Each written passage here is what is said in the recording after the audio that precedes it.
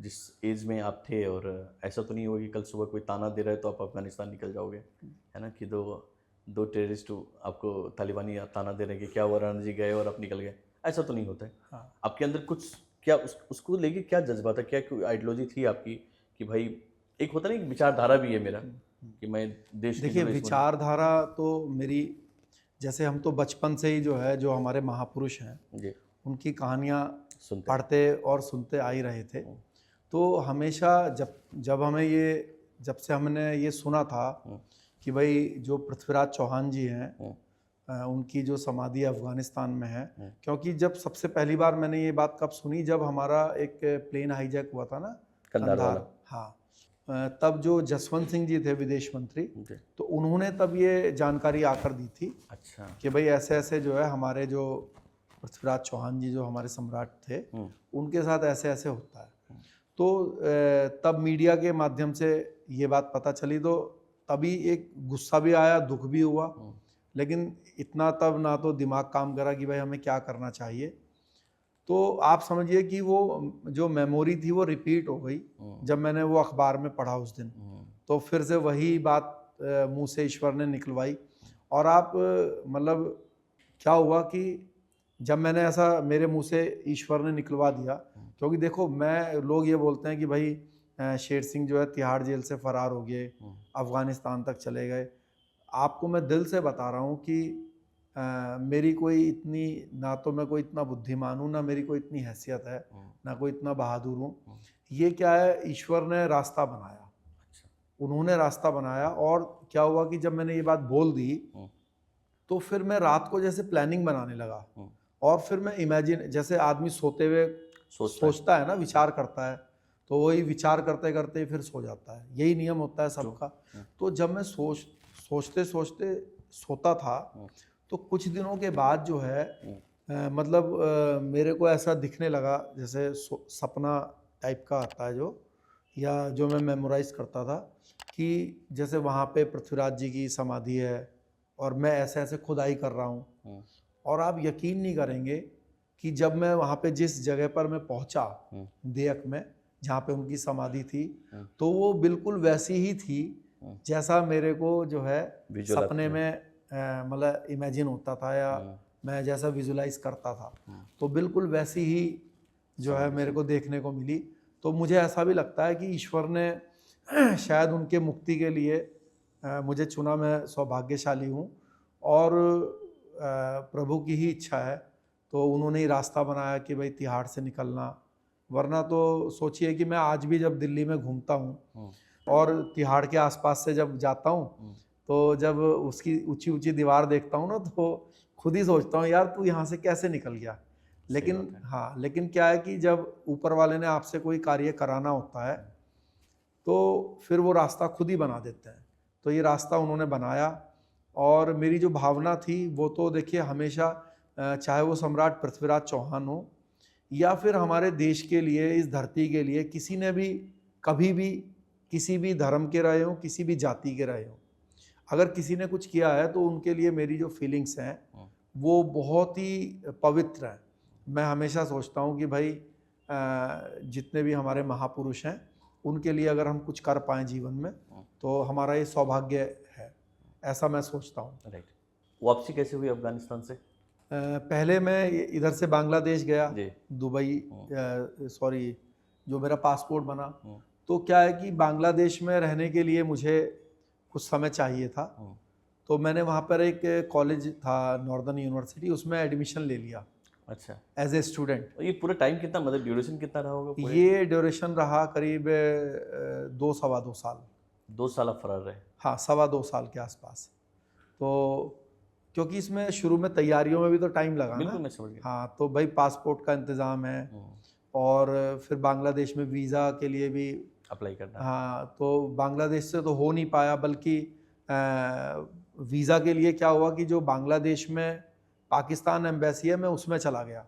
तो उन्होंने जो वहाँ पे आईएसआई वालों से भी वास्ता पड़ गया, वो लोग मुझे लालच भी देने लगे, हम्म, और फिर डराने भी लगे, हम्म, है ना। फिर हॉट टॉक हो गया उनसे, वो कहने लगे एम्बेसी में कि ही? नहीं, एम्बेसी में तो नहीं हुआ। क्या हुआ कि जब मैं एम्बेसी में गया उनके, और मैंने उनको कहा कि भाई मुझे पाकिस्तान का वीज़ा दे दीजिए और मुझे काबुल जाना है अफ़गानिस्तान। तो नीचे से ऊपर देखने लगे कौन है ये लड़का? हाँ, और फिर जब उन्होंने मेरा पासपोर्ट देखा तो पासपोर्ट था मेरा संजय गुप्ता के नाम से। तो वो भाई सोचेगा इंसान कि यार ये मतलब हिंदू व्यक्ति है अफगानिस्तान क्यों जाएगा? तो अफ़गानिस्तान क्यों जाना चाह रहा है, और वो भी पाकिस्तान के रास्ते से जाना है तो दिल्ली से चला जा। तो उनको शक हो गया उस चीज़ का। तो फिर जब जैसे उन्होंने नियम बना रखा था कि वो अगर आप इंडियन पासपोर्ट होल्डर हैं तो आपको इंडिया से ही पाकिस्तान का वीज़ा लेना पड़ेगा, अच्छा। बांग्लादेश से या किसी दूसरे देश से नहीं मिलेगा। तो उन्होंने कहा आप दिल्ली से ले लो। तो फिर मैंने कहा नहीं, दिल्ली से नहीं, यहीं से दे दीजिए, बहानेबाजी मारी। तो फिर उनको शक और यकीन हो गया कि भाई ये व्यक्ति कुछ गड़बड़ घोटाला है, हाँ नॉर्मल नहीं है। हाँ, नॉर्मल नहीं है। तो फिर उन्होंने मुझसे कहा चलो आपके केस में हम ट्राई करेंगे, और आप जो है रमज़ान का टाइम चल रहा है अभी, तो आप 14-15 दिन के बाद हमसे मिलो, संपर्क करो। तो एक नंबर एक्सचेंज करा दिया, एक नंबर दे दिया मेरे को, और एक मतलब व्यक्ति था उनका जो वीज़ा काउंसलर थे, ये सब उनसे मेरी बातचीत हुई। फिर उस व्यक्ति का फ़ोन आने लगे, तो वो एक्चुअली क्या है ISI के ही व्यक्ति थे, वो एजेंट हो गए। हाँ, क्योंकि उनका जो चाल ढाल बातचीत का तरीके से मुझे ऐसा एहसास हुआ। तो फिर वो कहने लगे कि ये जो काउंसलर साहब थे ये बात करने लगे, कहने लगे कि अरे भाई यहाँ पे रहो, हम आपको बिजनेस कराएंगे, पाकिस्तान में रहना है ना यहाँ। तो मैंने कहा जी आप लोग तो बम छुड़ाते हो, है ना। अच्छा, जब मैंने बार बार उनका फ़ोन नहीं उठाया तो फिर जब उन्होंने फिर, क्योंकि तब तक उनको पता चल गया था कि ये कौन है व्यक्ति ना, न्यूज़ में समझ में गया आगे। नहीं उन्होंने क्या है, मेरा पासपोर्ट जो है वो स्कैन कर लिया था। अच्छा। तो फिर उनको पता चल गया होगा, करा लिया होगा, भाई एजेंसी है तो पता चल ही जाएगा कि भाई इंडिया से ये एस्केप है, तिहाड़ से भागा हुआ है, फला व्यक्ति है। तो मेरे से उस दिन जब फ़ोन किया तो कहने लगे हाँ भाई, जब मैं उनको कोई घास नहीं डाल रहा था तो कहने लगे कि संजय गुप्ता कहें या शेर सिंह राणा कहें। अच्छा। हाँ, मैंने कहा जो मर्जी बोलो आप। मैंने कहा कि आप तो बम फुड़ाते हो। कहने लगे कि सबसे नहीं फुड़वाते, आओ आप, हम आपका ध्यान रखेंगे और मेहमान वो आप हमारे मेहमान बना के रखेंगे। मैंने कहा भाई माफ़ करो, मतलब फिर थोड़ा हॉट टॉक हो गई। तो फिर मैंने अपना वो फ़ोन जो है वो हमेशा के लिए तोड़ ही दिया, वो सिम कार्ड भी तोड़ दिया। तो फिर मैंने यहाँ पे मुंबई से ही जो है, यहाँ पे अफ़गानिस्तान काउंसलेट थी, फिर यहाँ पर मैंने ट्राई किया, यहाँ से मैंने फिर वीज़ा लिया। शुरुआत में 14 दिन का वीज़ा मिला। वीज़ा आप खुद आए थे लेने के लिए? हाँ, खुद ही आया मैं, खुद आए। हाँ, और फिर अफ़गानिस्तान में मैंने उसको 2 बार एक्सटेंड कराया। अच्छा। 14 दिन के, क्योंकि मुझे वहाँ पर लगे 3 महीने, तो पहले मैंने 1 महीने के लिए एक्सटेंड कराया वहाँ पहुँचने के बाद काबुल से, फिर 3 महीने का फिर एक्सटेंड कराया कंधार से। तो बस फिर उसी जो मुंबई से काउंसलेट से जो वीज़ा मिला, इस लेकर मैं पहले ढाका गया, फिर ढाका से मैंने फ़्लाइट ली दुबई के लिए। अच्छा। क्योंकि दुबई से मैं इसलिए गया क्योंकि दिल्ली से मैं जा नहीं सकता था। इस्लामाबाद वालों ने जो है पहले से अपनी लिस्ट में आ गए थे उनके। हाँ, तो फिर दुबई एक रास्ता बचा था, क्योंकि पूरे ऑल ओवर वर्ल्ड से तब सिर्फ इन 3 देशों से ही फ्लाइट्स जाती थी। ढाका टू डायरेक्ट नहीं थी फ्लाइट? नहीं, पूरे वर्ल्ड से कहीं से नहीं थी। सिर्फ काबुल में जो मतलब प्लेन लैंड करता था वो सिर्फ इन 3 देशों से ही करता था। अगर आप अमेरिकन सिटीजन भी हो तो पहले आपको दुबई या दिल्ली या इस्लामाबाद जाना पड़ेगा, फिर आप अफ़गानिस्तान में एंटर करोगे। फिर यही एक माध्यम था। तो हमारे एक बहुत ही आदरणीय भाई हैं, अपने किशोर भाई, तो उन्होंने फिर मेरा ये जो है काम एयरलाइंस का टिकट का बंदोबस्त कराया, उन्होंने हेल्प करी इसमें, किशोर भाई ने। तो क्योंकि मेरा तो कोई वहाँ पे नेटवर्क नहीं था, अब वो उन्होंने कहा कि भाई ढाका से आपको तभी दुबई जाने देंगे जब आप कनेक्टिंग फ़्लाइट दिखा दोगे। तो फिर किशोर भाई ने वहाँ से टिकट जो है अरेंज कराया काम एयरलाइंस का। तो फिर वो टिकट दे के दिखा के मैं मुंबई से ढाका से दुबई गया और फिर काबुल आया। काबुल पहुंचने के बाद अच्छा मैंने सोचा जैसे नॉर्मल एयरपोर्ट होते हैं वैसे ही होगा। पहुंच जाओ, हाँ, गाड़ी उड़ी होगी। तो जब मैं वहाँ मतलब लैंड करके बाहर आया हम्म, तो वहाँ तो वीकली 2 या 4 फ्लाइट जाती थी, खाली रहता था पूरा एयरपोर्ट। तो मैं थोड़ा सा जैसे इधर उधर देखने लगा, बातचीत करने लगा। तो जब मैं बाहर आया देखा एक भी बंदा नहीं वहाँ पे। कोई नहीं। और जो उसका जो कंपाउंड एरिया था, मतलब हम्म, उस एयरपोर्ट कंपाउंड के अंदर, मैंने सोचा टैक्सी वगैरह मिलेंगी कुछ तो तो कहीं मिलेगी, जाऊंगा। हाँ। तो वहाँ टैक्सी वैक्सी तो दूर दूर तक नहीं, वहाँ पे टैंक खड़े थे, आर्मी के जो टैंक अच्छा। थे वो खड़े हुए थे, नाटो वालों नाटो के। वाले। हाँ, तो मैंने सोचा यार ये क्या चक्कर है, कुछ मतलब कौन पब्लिक। से साल की बात है जब आप पहुंच गए थे वहाँ पे? ये है 2004 के दिसंबर की बात है। अच्छा। हाँ, यही टाइम था बिल्कुल, दिसंबर का महीना था 2004 में। तो फिर मैं दोबारा अंदर गया, फिर मैंने एयर होस्टेस वगैरह से बात करी, फिर उन्होंने एक ऑफिस था वहाँ पे, तो उससे उनसे मिला, मैं एक लड़का था वहाँ पे। मैंने कहा भाई मुझे कंधार जाना है। तो वो कहने लगे कंधार तो नहीं, यहाँ से फ्लाइट वगैरह तो जाती नहीं है, बाय रोड जाना पड़ेगा। तो मैंने कहा चलो भाई आप बंदोबस्त कर देना। तो फिर मैं उस दिन जो है एक होटल में स्टे किया वहाँ पे। और फिर उस होटल में ही क्या हुआ, मुझे एक लाइन ईश्वर ने दे दी। मैंने बताया ना जब भगवान का हाथ हो तो रास्ते जो है वो खुद ब खुद बनते चले जाते हैं। तो जिस होटल में मैं रुका, इत्तेफाक से क्या है कि एक अपने मुंबई के ही उसके मैनेजर थे। अच्छा। इंडियन थे, मैनेजर थे। तो उनका एक दोस्त था अफगानी। अच्छा। वो उस दौरान जो है कंधार गया हुआ था। तो जब उन्होंने मेरे से पूछा भाई किस लिए आए, तो मैंने उनको कहा यार भाई साहब मैं जो हूँ डॉक्यूमेंट्री फिल्म बनाता हूँ, तो मैं ये डायनेस्टी पे डॉक्यूमेंट्री फिल्म बना रहा हूँ, तो इसके लिए मुझे कंधार जाना है। तो उन्होंने उससे बात करी, भाई ये ऐसे ऐसे हैं और ये आना चाहते हैं वहाँ। तो उन्होंने फिर हमें कैसे आना है ये बताया कि इधर से बस मिलेगी और उसके आप यहाँ आना और यहाँ उतर के फिर मैं आपको रिसीव कर लूँगा। ठीक है। तो वो मुझे रास्ता मिल गया एक। तो अब क्या है कि जब मैं वहाँ पहुँचा तो वो जिस बंदे से उन्होंने बात कराई थी उसका नाम अमानुल्लाह था। अच्छा। तो उससे बात कराई तो वो कहने लगा कि किस देश के लिए जासूसी करते हो। अच्छा। तो मैंने कहा मतलब, कह रहा अरे भाई किसी के अंदर इतनी हिम्मत नहीं है कि कोई पहली बार अफगानिस्तान आए और फर्स्ट डे जो है वो कंधार आ जाए। कहने लगा कि मैं तो अफगानी हूँ और जब मैं काबुल से कंधार आता हूँ तो मेरी जो अम्मी है 10 बार मुझे गले लगाती है और कहती है मतलब कि भाई कहीं बम ना फूट जाए। कंधार का ऐसा कोई भी घर नहीं था जब मैं वहाँ था उस समय कि जिस घर के ऊपर कोई गोली का निशान या रॉकेट लॉन्चर का निशान ना हो। ऐसा एक भी घर नहीं था पूरे शहर में। तो मैंने खैर उसको संतुष्ट किया। मैंने कहा भाई मैं किसी देश के लिए जासूसी नहीं करता, अगर जासूसी करता तो आपके पास थोड़ी ना आता, उनका जो कोई माध्यम होगा वो मेरे को वहाँ पे भेजते। तो खैर उसको संतुष्ट करा मैंने। फिर उसने 2-3 जगह पर मुझे 2-3 दिन, अगले जो 2-4 दिन थे उसमें अलग अलग जगह पर घुमाया। कंधार में ही। अच्छा, आपने डायरेक्ट वहाँ नहीं गए पृथ्वीराज चौहान के? नहीं, पहले ये जानकारी थी, फर्स्ट इन्फॉर्मेशन ये थी मेरे पास कि कंधार में ही है। तो क्योंकि जब हमारा कंधार हाईजैक हुआ था ना प्लेन, तो जसवंत सिंह जी ने आके बताया था। तो मैंने सोचा कि भाई ये प्लेन कंधार से लेकर आए हैं तो एयरपोर्ट के आसपास ही होगा। तो मैं एयरपोर्ट के आसपास जो है ढूंढने लगा उसको। तो पूरा दिन मैं ढूंढा, बल्कि उस दिन मैं अकेले चला गया उसकी बिना जानकारी के, क्योंकि उसने कहा मुझे ऑफिस से छुट्टी नहीं मिल रही है। वो अपने ऑफिशियल वर्क से आया हुआ था। तो उसने कहा जुमे के दिन चलेंगे हम लोग। तो मैंने सोचा कि यार 2-3 दिन क्यों वेस्ट करो, घुमाते, तू अकेले ही चला जा। तो मैं एक टैक्सी लेके खुद चला गया। तो मेरा अपहरण होते होते बच गया बल्कि। तो फिर वो मेरे से लड़ने लगा कि भाई मेरी जिम्मेदारी है, उसने भेजा तुम्हें और अभी आगे से नहीं जाओगे, ये है वो है। लेकिन खैर मेरा तो एक अपना मिशन था।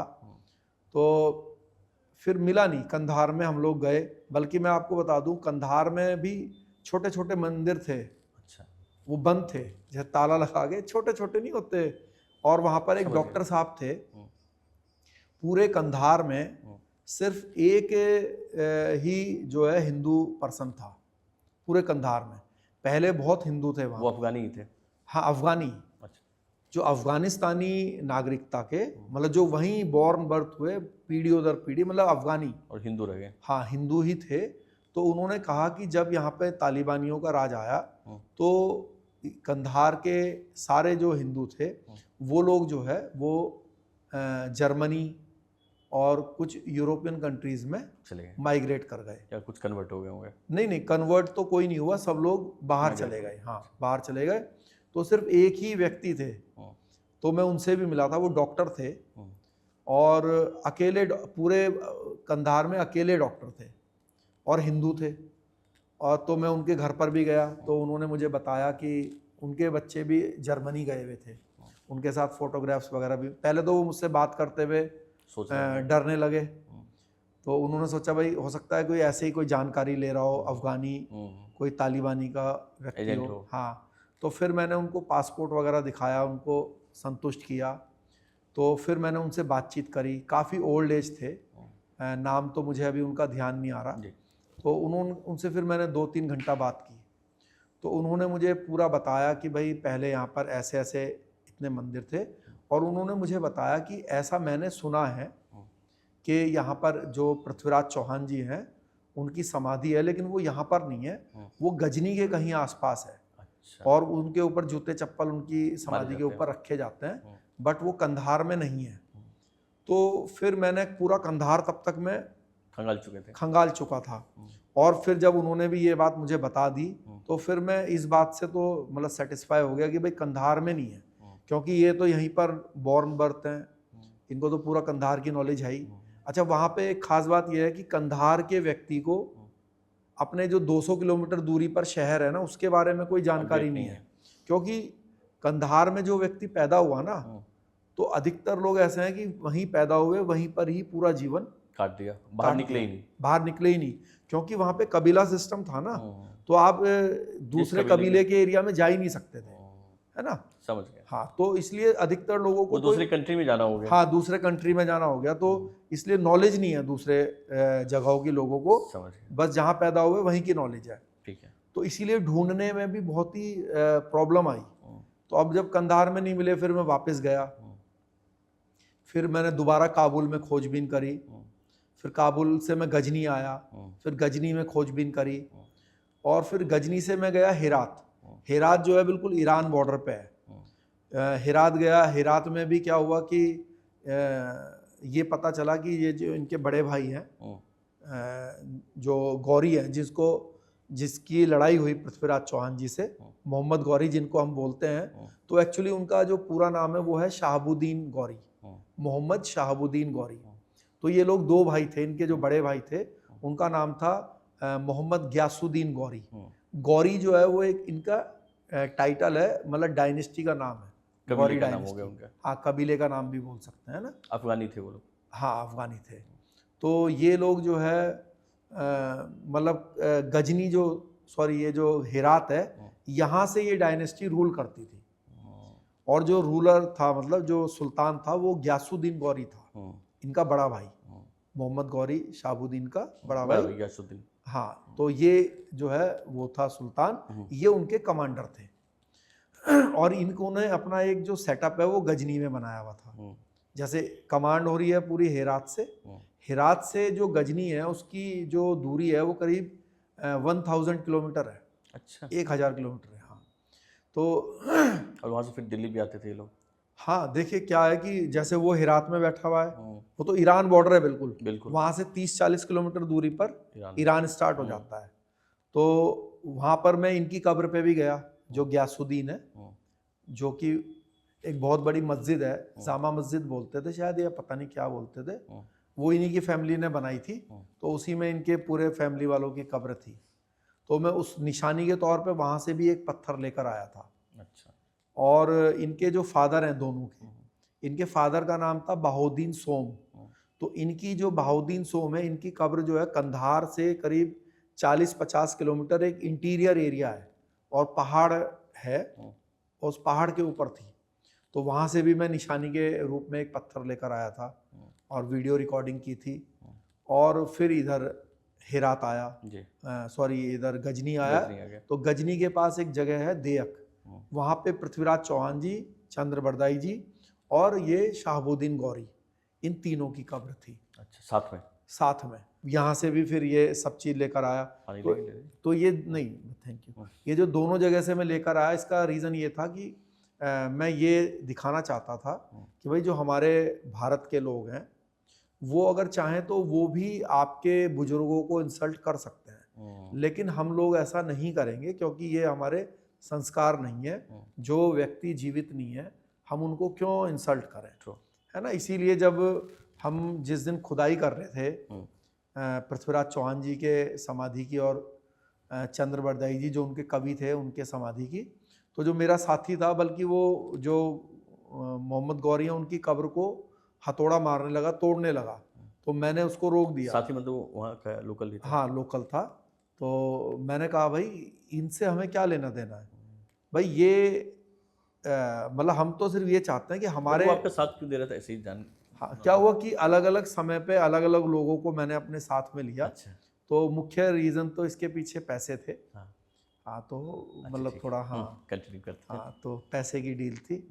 तो ये जो है हमने कहा भाई हमें तो सिर्फ अपने महापुरुष से मतलब है, उसकी बेइज्जती नहीं होनी चाहिए, बाकी की छोड़ते हैं। बाकी हम किसी की करेंगे क्यों, है ना। तो फिर मैंने उसको रोक दिया, भाई नहीं तोड़। और आफ्टर ऑल क्या है कि देखो गौरी भी जो थे, मोहम्मद गौरी भाई, वो भी चाहे आप जब दो लोग युद्ध लड़ते हैं जीतेगा एक, वॉरियर ही थे। तो वॉरियर तो वो भी है, किसी वॉरियर को क्यों इंसल्ट करनी। और वो मोहम्मद गौरी ने तो नहीं इंस्ट्रक्ट किया होगा कि मेरी समाधि के बगल में बनाना और जूते चप्पल हाँ लगने ये इसके? भी बात है भाई। ये तो मोहम्मद आम गौरी लोगों ने तो कर दिया होगा। हाँ मोहम्मद गौरी तो क्या है कि उस समय उनकी तो डेथ हो चुकी ना।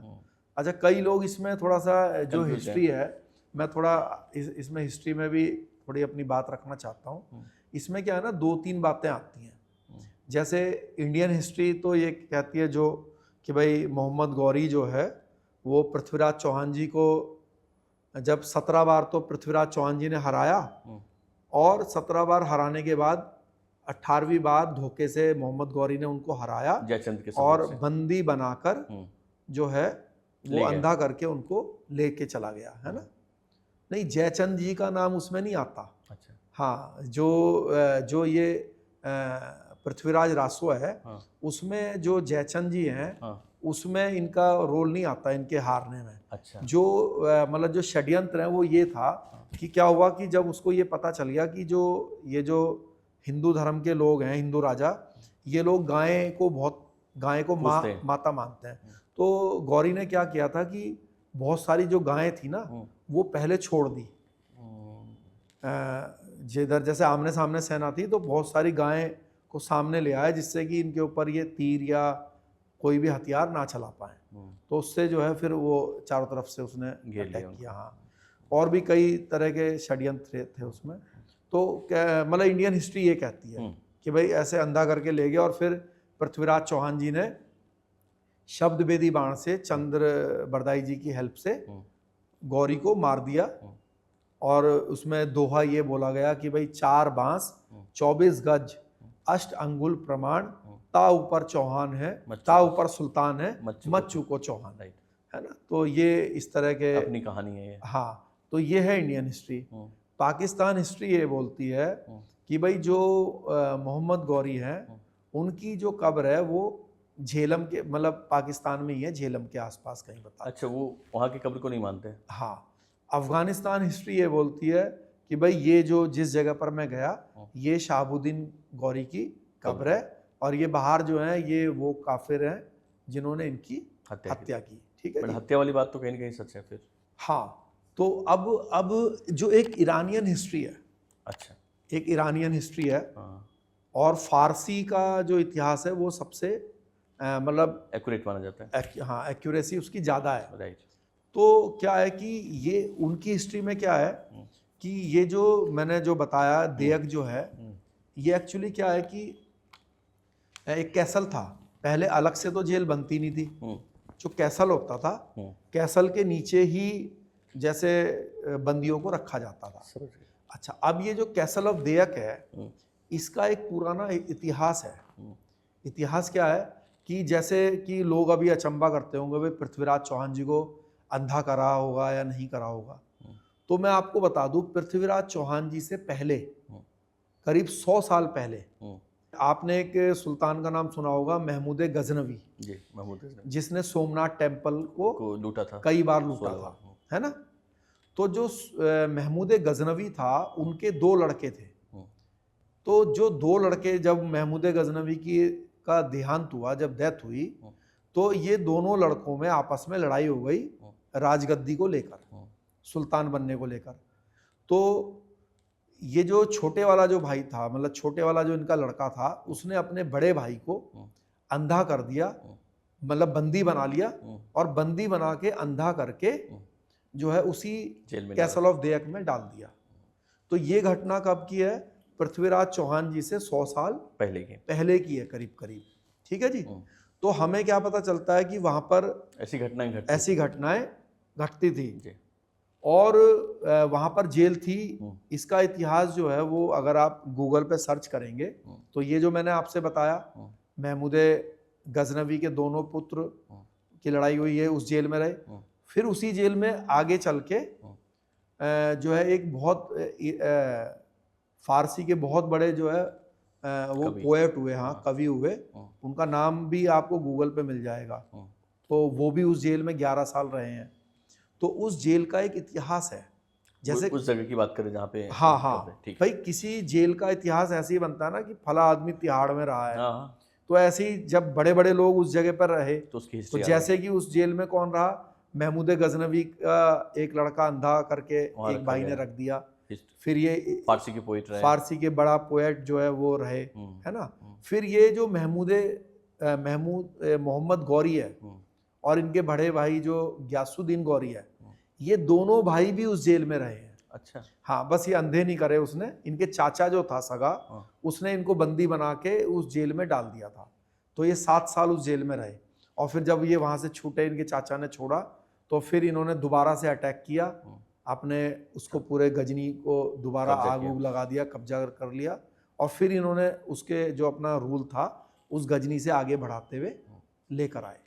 तो इसमें क्या है कि जो मेरी समझ है वो ये बोलती है कि जो जैसे कि शहाबुद्दीन गौरी ने पृथ्वीराज चौहान जी को कैसल ऑफ देयक में लाके रख दिया होगा, तो अब जब लाके रख दिया होगा, क्योंकि वो एज ए कमांडर, वो तो युद्ध में रहता था हर समय। भाई पहले ऐसा तो था नहीं कि हवाई जहाज में बैठ के गए और शाम को अपने घर आ गए।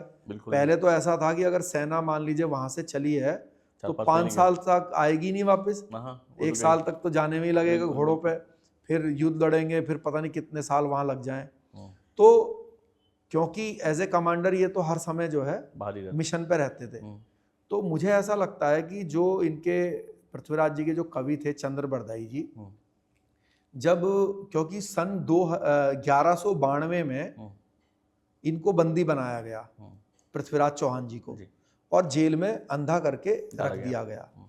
फिर क्या हुआ, ये जैसे 10-12 साल इनको जेल में हो गए, तो किसी समय किसी के माध्यम से या तो उन्होंने कोई मैसेज कराया होगा, तो चंद्र बरदाई जी को मालूम जब पड़ा कि भाई पृथ्वीराज चौहान जी अभी भी जीवित हैं, क्योंकि ये भी नहीं पता चलेगा ना इधर के लोगों को, दिल्ली के लोगों को। अच्छा, दोनों अलग अलग गए थे, एक साथ नहीं ले गया था? हाँ, नहीं गौर सिर्फ इन्हीं को कैप्चर किया था। हाँ, वो तो फ्री थे, बट इनकी सेना फिर पीछे गई नहीं लड़ने के लिए, या नहीं, जब देखो जब युद्ध हार जाते हैं वो तो फिर जब दिल्ली पे कब्जा ही कर लिया। तो फिर भाई पहली बार जिसको हम स्लेव डायनेस्टी बोलते हैं इतिहास की पुस्तक में, तो स्लेव डायनेस्टी क्या है, जो कुतुबुद्दीन ऐबक है जिसने कुतुब मीनार बनाया, तो वो कुतुबुद्दीन ऐबक जो है वो गौरी का कमांडर ही तो था।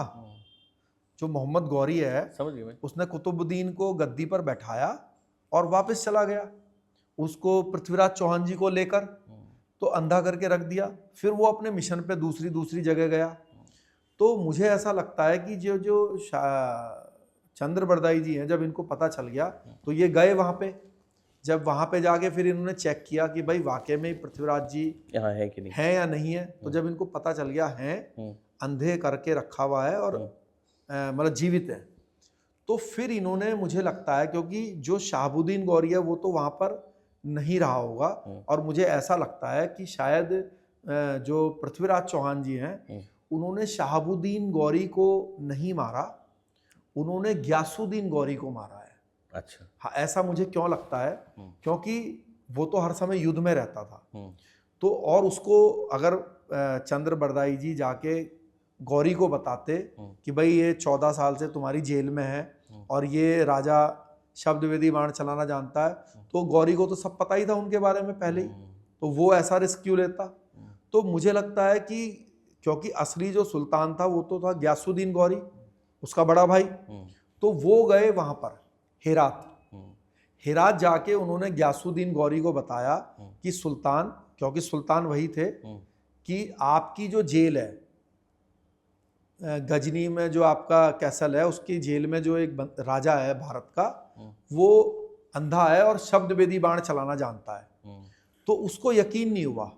अब पहले टेलीफोन तो थे नहीं कि फोन उठाया अपने भाई से पूछेगा हाँ भाई ये ऐसा है क्या, तो उसने कहा नहीं ऐसा तो हो ही नहीं सकता, कोई आदमी अंधा हो तो वो कैसे कोई बाण चला सकता है। तो उसने कहा कि आप देख लो। अच्छा, पहले जो सुल्तान थे, राजा महाराजा थे, उनको इस तरह से जो गेम्स देखने का शौक था कि भाई शेर को आदमी से लड़ा दिया, शेरों की लड़ाई करा दी, तो उसने कहा कि, तो उसने सोचा होगा यार वो तो अंधा व्यक्ति है, उसको 1000 किलोमीटर लेकर आएंगे, इससे अच्छा मैं भी एक काम करता हूँ, अपने साम्राज्य में थोड़ा टहल भी लूंगा, घूम भी लूंगा, और थोड़ा सा जो है एंटरटेन भी हो जाएगा और थोड़ा सा वहां का भी देख भी लूंगा। तो वो 1000 किलोमीटर मान लीजिए इधर आया और उसने ये प्रतिस्पर्धा रखवाई, मतलब ये गेम रखवाया कि चलो देखते हैं, क्योंकि जो चंद्र बरदाई जी ने दोहा बोला है उसमें क्या बोला कि 4 बांस 24 गज 8 अंगुल प्रमाण, ता ऊपर सुल्तान है मत चूको चौहान। तो क्या बोला, ता ऊपर सुल्तान है, तो सुल्तान की जो उपाधि थी वो थी ग्यासुद्दीन गौरी के पास, जो कि बड़ा भाई है। तो ऐसा मुझे लगता है कि उन्होंने जो है ग्यासुद्दीन को मारा, क्योंकि ग्यासुद्दीन जब मर गया तो फिर वो उस दिन से जो कैसल है वो खत्म हो गई।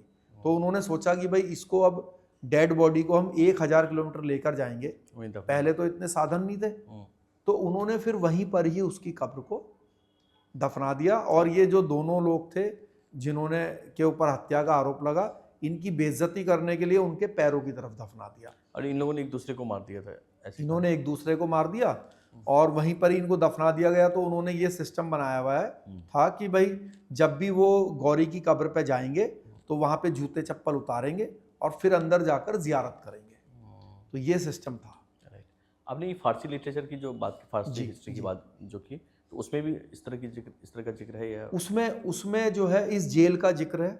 अच्छा, हाँ, इस जेल का जिक्र है। हाँ, इस जेल का जिक्र है। और जो वहाँ की जो अपनी अफगानिस्तान की हिस्ट्री है उसमें ये जिक्र है कि भाई ये गौरी की कब्र है। अब गौरी कौन से वाला है ये नहीं जिक्र है।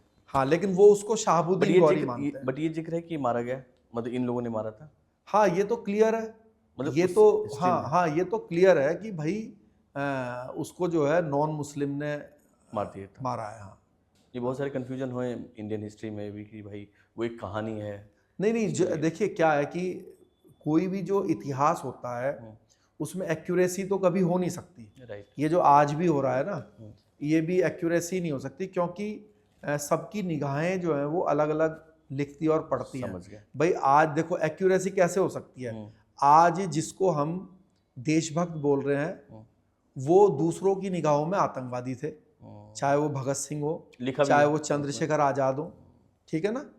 जो लोगों को हम क्रुएलिटी का वो मानते हैं, आइडेंटिटी, चाहे वो हाँ आइडेंटिटी मानते हैं, हाँ, तो चाहे वो चंगेज खान रहा हो, चाहे वो गौरी रहा हो, उनके देश में जाएंगे तो वो उनके लिए पूजनीय है। भाई वहाँ पर जो मोहम्मद गौरी हैं उनकी जियारत कर रहे हैं वो लोग, है ना।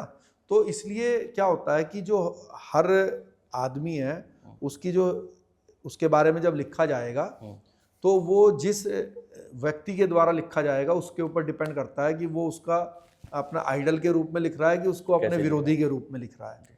तो इसलिए एक्यूरेसी तो कभी नहीं पता चलती, लेकिन हम किसको एक्यूरेट मानेंगे, जो हमारे देश के हमारे लोग बोल रहे होंगे और मान रहे होंगे। हम पाकिस्तान की हिस्ट्री को क्यों मानेंगे सही, हम जो है, और पाकिस्तान की हिस्ट्री भी कुछ साल पहले तक इंडियन हिस्ट्री ही थी। हाँ, उन्होंने कुछ नया बना दिया। हाँ, नया उन्होंने नया ही बनाया। उन्होंने एक जो उनको तो हमें फॉलो करना जो गौरी की जो कब्र है झेलम में जो बता रहे हाँ, वो किसने बनाई आपको बताता हूँ। वो उसने बनाई जिसने परमाणु बम बनाया था ना पाकिस्तान का। हैं? अच्छा, तो उस बंदे ने उसने प्रोफेसर जो कहा, हाँ, होते हैं। एक जमीन का टुकड़ा उसने बताया कि यहाँ पे मरा था और यही वो जगह है। तो कवर बना दो यहाँ पे। हाँ, उसने वहाँ पे बना दिया, बनाई हुई है बहुत बड़ी। और अफगानिस्तान ने वहाँ पे बनाई हुई है ना। मानेंगे नहीं दोनों। हाँ, अब कोई किसकी बात ठीक है ये तो, लेकिन हम तो अपने भारत की जो इतिहास कहानी है, लोक लिखने कथाएं वाले हैं जी। हैं या लोक कथाएं हैं, क्योंकि लोक कथाएं भी हवा में नहीं बनती। हाँ, कुछ तो हाँ, कुछ तो उसके पीछे आधार होता रीजन, ही होगा। हाँ, राइट। तो हम तो उसको मानेंगे। और दूसरी बात ये भी है, देखिए, मेरे दिल की एक भावना थी। कई लोग ये बोलते हैं भाई राणा जी वहां तो कुछ मिला नहीं आपको, या क्या गए मिट्टी तो थी या नहीं थी, है ना। आप मुझे, या मिट्टी थी जो आपने शब्द बोले, जी। आप मुझे ये बताइए, अभी मैं आपके फादर साहब की एक फोटो लेता हूँ और उसको यहाँ पे अभी नीचे गिर देता हूँ और उसके ऊपर पैर रख देता हूँ, तो ये आपके फादर साहब की, आप इसकी इंसल्ट मानोगे कि नहीं मानोगे? बिल्कुल मानेंगे। तो क्यों मान रहे हो? वो तो कागज ही तो है भाई। मैंने आपके फादर के ऊपर तो नहीं पैर रखा, वो तो यहाँ पर हैं भी नहीं, लेकिन फिर भी आपकी इंसल्ट है ना। तो अगर एक जगह पर हमारे इतने महान पूर्वज की वो उसको मान रहे हैं कि भाई ये समाधि है चंद्रबरदाई जी की, पृथ्वीराज चौहान जी की, और उसके ऊपर जूते चप्पल रख रहे हैं, तो वो हमारी इंसल्ट ही है ना। और हमने अपना कर्म किया, हम वहां तक गए, देखिए, और वहां से उनकी मिट्टी लेकर आए। आज के समय में कई लोग मजाक बनाते हैं इसको, अरे भाई राणा जी आप वहाँ गए, हम भी, कई लोग तो अभी कुछ ब्लॉगर तो चले भी गए वहाँ पे, पहुँच गए, वो बोलते हैं हम चले गए। अभी कई लोग आप देखते होंगे सेल्यूलर जेल में लोग जाते हैं और सेल्यूलर जेल में जाके अपनी फोटो खींचते हैं। लेकिन आज से 100 साल पहले जिसको ये कहा जाता होगा कि तुम्हें सेल्यूलर जेल काला पानी भेज रहे हैं, तो उसकी टांगें कांप जाती होंगी और बीच में ही कई लोग मर जाते होंगे डर के मारे। वक्त की बात तो है। ये वक्त की बात है। किस दौर में जिस समय मैं अफगानिस्तान गया, उस समय क्या कोई यूट्यूबर वहां जा सकता था? और अफगानिस्तान आप ब्लॉगर बन के नहीं गए, आप एक जेल तिहाड़ को स्किप करके गए थे। हाँ, नहीं, चलिए वो तो है, वहां ब्लॉगर बन के भी संभव नहीं था तब, क्योंकि वो उस समय सिस्टम ही नहीं था। हाँ, उस समय वहां पर सबसे ज्यादा खतरा का टाइम था। क्योंकि देखिए, अगर तालिबान रूल होता, जैसे अभी तालिबान रूल है, तो लोग जा रहे हैं ना, तालिबान रूल है लेकिन जा रहे हैं क्योंकि डर जो है वो कम है। या फिर जब करजई साहब का रूल था, है ना, तो तब भी लोग जा सकते थे। लेकिन सबसे ज्यादा खतरा कब होता है कि जब दोनों आपस में क्लैश चल रहा हो, जब दोनों आपस में लड़ाई कर रहे हो। तो जिस समय मैं गया वहां पे तालिबान की और जो नाटो फोर्सेस हैं उनका जबरदस्त तरीके से क्लैश चल रहा था, लड़ाई चल रही थी। तो कहीं पर भी बम फूट जाता था, कहीं पर भी एक दूसरे के ऊपर गोली चला देते थे, कहीं पर भी ब्लास्ट हो जाता था। मेरे सामने, मेरे वहीं पर रहने के दौरान कई बार वहां पे ब्लास्ट हुए। अच्छा, है ना। तो इसलिए जो है तालिबानी डराने के लिए जो है दूसरे देश के लोगों को किडनैप कर लेते थे। भाई आज अगर कोई किडनैप करेगा तो तालिबान की अपनी सरकार है, वो खुद ही जूते से मारेंगे किडनैपर को, उनको जरूरत ही नहीं है। हाँ, अब नहीं है ना, आप जाओगे तो आपको नहीं कोई छेड़ेगा क्योंकि सरकार ही उनकी है। लेकिन जब मैं गया तो वो खुद ही किडनैप करते थे, दबाव डालने के ऊपर लिए नाटो के ऊपर या उस देश के ऊपर कि भाई आप अमेरिका की हेल्प मत करो। तो वो समय बड़ा अलग था। तो लोगों को इसको उस नजरिए से भी महसूस करना चाहिए। और इसमें जो इस बात का निचोड़ है वो ये है कि इंसान की भावना होती है, मेन बात होती है इंसान की भावना क्या रही। देखो, जब मैं तिहाड़ से निकला, मेरी करीब 2.25 साल से 2.5 साल की जर्नी है और मैं दूसरे देशों में भी रहा। मेरे ऊपर अंडरवर्ल्ड के अंदर नाम कमाने का, पैसा कमाने का एक पूरा क्लियर रास्ता था। लेकिन मैंने अपने एक भी दिन को, एक भी घंटे को गलत काम में नहीं लगाया। मैं सिर्फ अपने, जो मेरा मिशन था कि मैं अपने पूर्वज की मिट्टी समाधि लेकर आऊं, असली नकली जैसी भी है, मैंने वो किया। मैं तिहाड़ जेल से इसीलिए एस्केप हुआ, इतना रिस्क लिया। और उसको लेकर जब मेरा काम कंप्लीट हो गया तो वापस दोबारा से इंडिया आ गया, जेल में आ गया। आप यकीन नहीं करेंगे, जब मैं आया दोबारा से तो हमारे एक, मतलब जब सबसे पहले दिन जब मुझे, नहीं, बट आप वापस कैसे फिर सेम रास्ते से वापस आ गए? हाँ, सेम रास्ते से मैं वापस आया, मतलब रास्ता थोड़ा सा चेंज हुआ। मतलब फिर मैं दुबई से पहले इंडिया इधर आया, मुंबई आया था बल्कि, तो फिर मुंबई से कोलकाता गया, फिर दोबारा से बांग्लादेश गया। और मिट्टी का क्या किया आपने? वो मैंने उनका मिट्टी का कुछ अंश तो मैंने गंगा जी में प्रवाहित किया कोलकाता में, और जो दूसरा सामान था और जो उनकी कुछ मिट्टी का हिस्सा था वो मैंने एक सामाजिक संगठन के सुपुर्द किया। तो उन लोगों ने जो है एक स्मारक के रूप में एक चबूतरा बनाया, उसमें वो सारा सामान रखा। अच्छा, कहाँ पे? जिला मैनपुरी में, उत्तर प्रदेश में पड़ता है एक डिस्ट्रिक्ट मैनपुरी। तो वहाँ पर ये सब चीज़ रखी गई है। और इस दौरान में जब ये काम कंप्लीट हो गया जो पृथ्वीराज चौहान जी की मिट्टी से संबंधित, तो फिर मैं बल्कि बांग्लादेश आया, फिर वहाँ से म्यांमार गया। अच्छा, हाँ, म्यांमार जाके मैं बहादुर शाह जफर जी के तो वापस जेल नहीं आए, वहीं से म्यांमार चले गए? हाँ, तो म्यांमार गया, फिर मैं उनकी बहादुर शाह जफर जी के उस पर गया। मैंने सोचा इनको भी खुदाई करके इनको भी ले आते हैं। आखिरी मुगल बादशाह। हाँ, इनकी इच्छा थी कि भाई, असल में वो भी क्या, देखो फ्रीडम फाइटर थे, 1857 की क्रांति के मेन व्यक्ति थे। तो मैंने सोचा भाई इनको भी, इनकी इच्छा है कि भाई भारत में इनकी कब्र बने। शायरी तो इतनी फेमस हाँ है। तो लेकिन क्या हुआ कि जब मैंने देखा कि उनको बड़े सम्मान के साथ और बड़े अच्छे से उनकी देखभाल म्यांमार में, हाँ, रख रखाव बहुत अच्छे से है, तो फिर मैंने उसको गैर वाजिब समझा कि मैं इसकी खुदाई करूं। उल्टा वो मेरे खोदने से और ख़राब ही हो जाती। तो फिर मैंने वो प्लान जो है वो कैंसिल किया, और फिर मैं वापस आया, और वापस आके मैंने सरेंडर कम अरेस्टिंग मेरी हुई, है ना। और फिर मुझे वापस दिल्ली लेकर गए। पे सरेंडर किया आपने? कोलकाता के अंदर किया। अच्छा, आके सरेंडर? हाँ, फिर पुलिस ने मेरे को दिल्ली से अरेस्ट दिखाया। बड़ी पूरा 2-2.5 साल का प्रक्रिया रहा। हाँ, ये करीब 2.25 साल 2.5 साल का वो है पूरा जर्नी जो है। हाँ जी, ये 2.25 साल की है। ये 17 फरवरी 2004 से और 2006 अप्रैल तक है। एक क्वेश्चन बस इसमें है कि आपने इतनी जर्नी की, बांग्लादेश रहे, दुबई गए, अफगानिस्तान गए, अफगानी लोग कैसे लगे आपको, क्योंकि आपने काफ़ी टाइम बिताया वहाँ पे? देखो, अफगानी लोग बहुत अच्छे हैं, दिल के अच्छे हैं, साफ हैं। जब मैं था, करप्शन वहाँ पे चरम सीमा पर था। अच्छा। हाँ, बहुत करप्शन था, गरीबी के कारण भी? हाँ, गरीबी के कारण भी। और जहाँ पर क्या होता है, राजनीतिक स्थिरता नहीं होती। हर व्यक्ति सोचता है कि बस किसी भी तरीके से पैसे बना के रख लो, पैसे बना लो, कभी भी जरूरत पड़ सकती है, कभी भागना भी पड़ सकता है दूसरे देश में। तो करप्शन चरम पे था, और इंडिया के प्रति अलग अलग एरिया में अलग अलग भावना थी। अच्छा। जैसे फॉर एग्जांपल, जो काबुल के जो लोग हैं वो इंडियंस को बहुत पसंद करते हैं। जो आपके गजनी के शहर के लोग हैं वो भी इंडियंस को पसंद करते हैं। लेकिन जो कंधार के जो लोग हैं और जो हिरात इसके ग्रामीण इलाकों के जो लोग हैं, इसके गजनी के पास के, वो लोग इंडिया को पसंद नहीं करते, क्योंकि क्या है, वो पाकिस्तान को, पाकिस्तानियों के सपोर्टर हैं, उनको ज़्यादा पसंद करते हैं।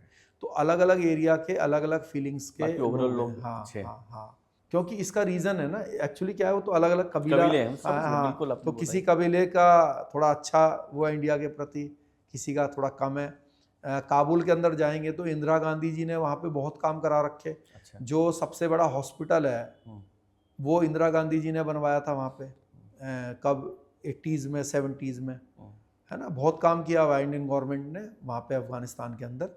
मतलब काबुल के अंदर तो आप समझो कि करीब करीब सारी जो बिल्डिंग्स थी, चाहे वो हॉस्पिटल हो या कोई भी ठीक ठाक चीज़ हो, वो इंदिरा गांधी जी ने अपने टाइम पे बनवाई थी, इंडियन गवर्नमेंट ने बनवाई थी। तो अफगानिस्तान से वापसी हो गई आपकी इस रोड से, मतलब मैं सोचता हूँ कभी कभी कि एक फिल्म की तरह ही आपकी पूरी कहानी लग रही है। मुझे एक पर्सनल इसमें कनेक्शन जो मैंने वाकया देखा है कि अफगानिस्तान का मैंने एक बार वीज़ा लिया। वहाँ की गवर्नमेंट, जब इससे पहले वाली जो गवर्नमेंट थी, उन्होंने मुझे बुलाया था कि आप आएँ और यहाँ के इंफॉर्मेशन ब्रॉडकास्टिंग मिनिस्ट्री के लिए कुछ वीडियो बनाने थी, फिल्म बनानी थी। मेरा जाना नहीं हो पाया, लास्ट मिनट पे वो प्लान कैंसिल हो गया और मैं गया नहीं। बट जब भी मैं इंडिया से बाहर फ्लाई करता हूँ तो लोग ज़रूर पूछते हैं एक बार वहाँ पे इमिग्रेशन में कि भाई अफगानिस्तान। मैं उनको बताता हूँ भाई ये एंट्री एग्जिट नहीं है, खाली वीज़ा लगा हुआ है। बट फिर भी एक बार सवाल आता है, और आपने तो मतलब पता नहीं कैसे उस समय। हाँ, नहीं, अफगानिस्तान का नाम जो है समझिए कि एक टेरर के रूप में लोग इमेजिनेशन करते हैं। बाकी तो देखो, उसका जो अगर हम इतिहास देखेंगे तो रहा तो ऐसा ही है। हाँ बिल्कुल, है ना। तो इसलिए क्योंकि हमेशा टेररिस्ट एक्टिविटीज़ से जुड़ा हुआ है, या फिर ड्रग स्मगलिंग से नहीं, मैं तो जुड़ा हुआ रहा। तब बोल रहा हूँ कि जब जब वहाँ पे यूएस नाटो वहाँ पे अवेलेबल थी, सरकार उनके मन मुताबिक की थी, तब की बात कर रहा हूँ, तब भी डाउट करते थे लोग कि अफगानिस्तान क्यों जाना आपको, हाँ, किस जो काम से जाना। आपने आपका जो आपने भावना है ना आपकी है, जी। मतलब ऑफिसर्स की जो भावना है, हम्म, जब मैं यहाँ पे मुंबई आया वीज़ा लेने के लिए, हम्म, तो मुझे ये समझ नहीं आ रहा था कि यार ये जब मैं वीज़ा काउंसलर के पास जाऊँगा हम्म, तो मैं क्यों क्या कहूँगा कि भाई मुझे अफ़गानिस्तान जाना है। क्यों जाना है। हाँ, क्यों जाना है? हम्म, तो ये जो माइंडसेट है ना हम्म, कि भाई वहाँ का वीज़ा देखकर पासपोर्ट पे हर आदमी सवाल। मतलब सवाल करता है, डर जाता है। हम्म, तो यही क्लिक किया मेरे माइंड में, और वीज़ा लेने में यही लाइन मेरे सहयोगी बनी। क्या हुआ कि मतलब ईश्वर ने आइडिया दे दिया। जी।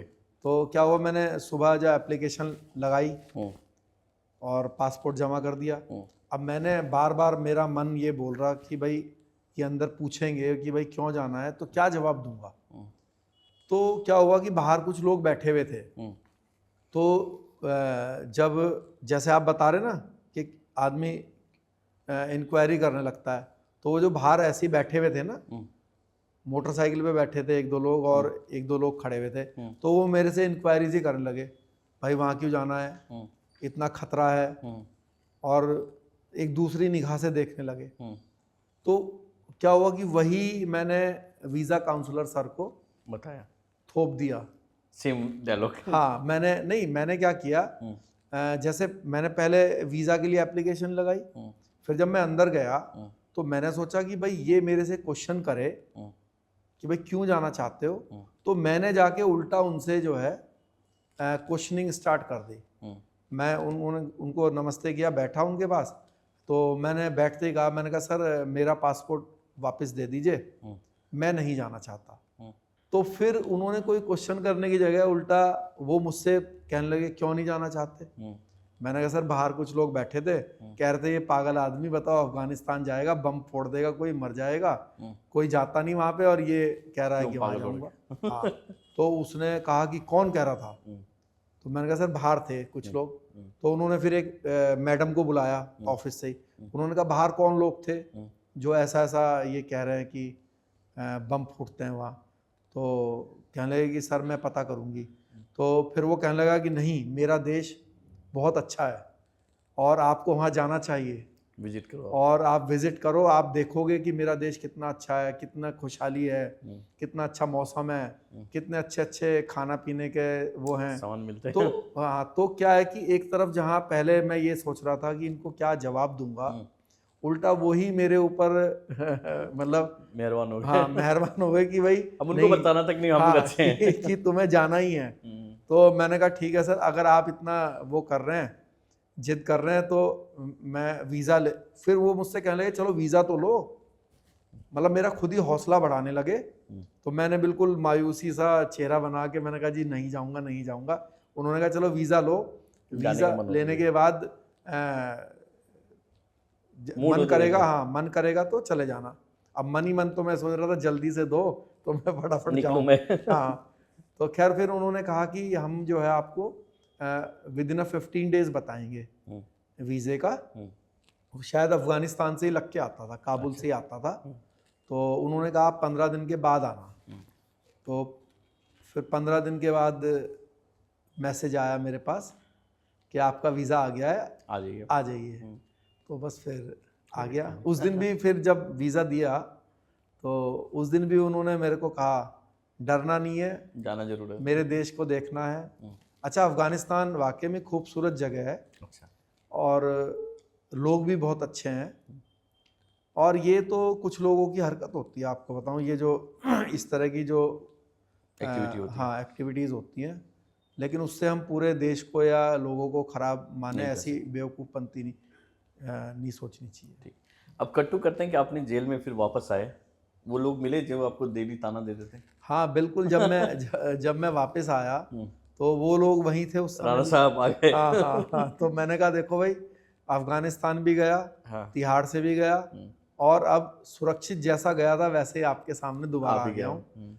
और आप कहते थे कि भाई आलू खाने वाले लोग हैं, तो आलू खाने वाले जब अपनी कुछ करने में आते हैं तो काम भी कर सकते हैं, ऐसा नहीं है कि भाई खाने पीने या उससे ही कोई बहादुरी आती है।